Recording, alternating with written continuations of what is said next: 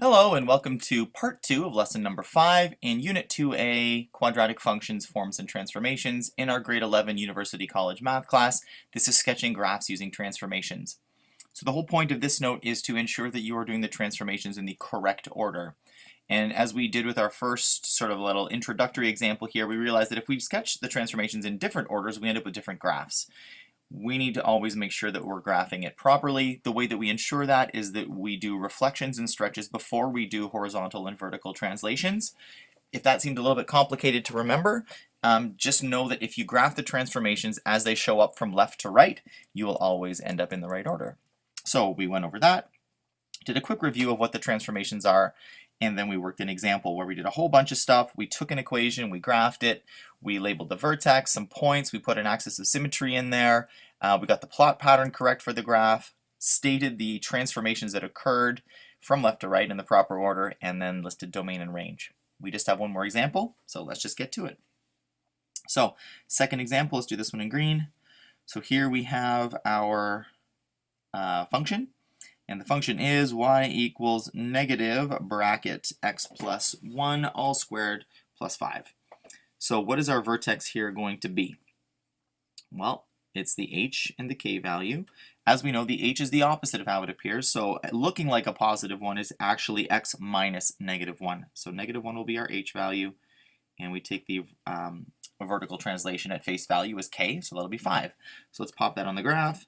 That'll be negative 1, 5. That sits right here.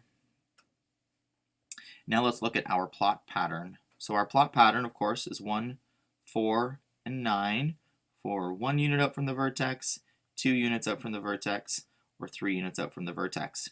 And we are going to be amplifying that by our a value. So our a value doesn't actually have a number in there that's visible, but it's on negative 1.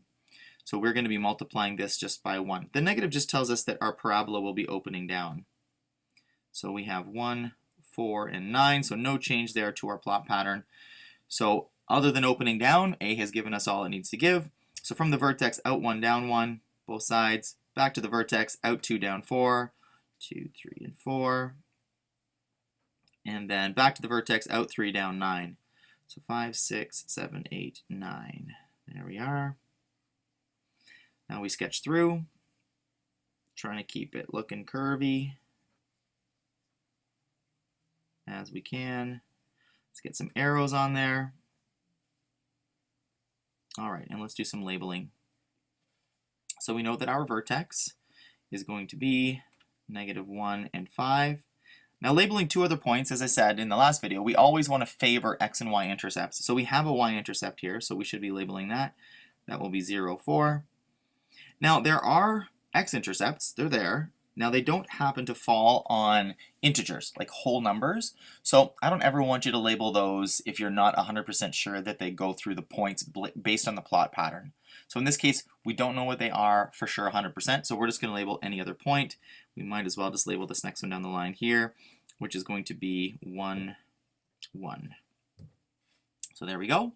Next thing we're going to label is our axis of symmetry. So we're going to draw that top to bottom through the vertex. There we go. And at the bottom, I'm going to label that with the x component of the vertex as the label for the axis, and that will be x equals negative 1.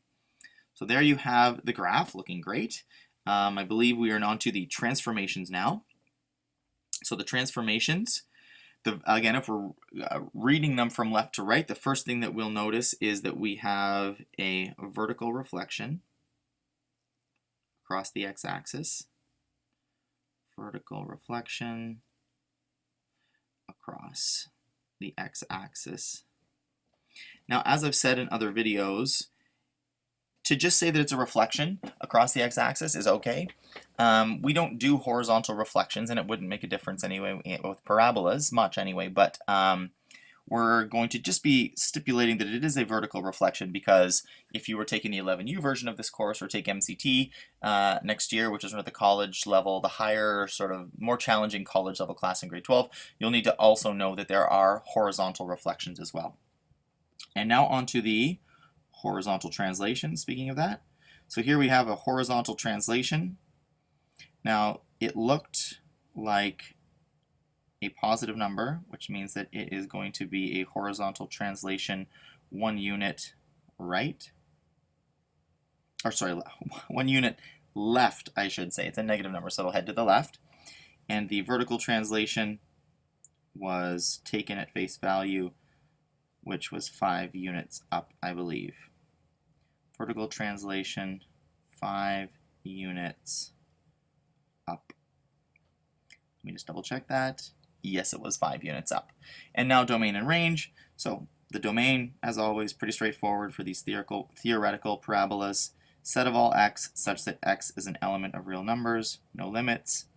The range, of course, always limited by it's a pretty messy R, always limited by the y component of the vertex. So the set of all y such that y is an element of real numbers, where y, and let's look at our actionable point.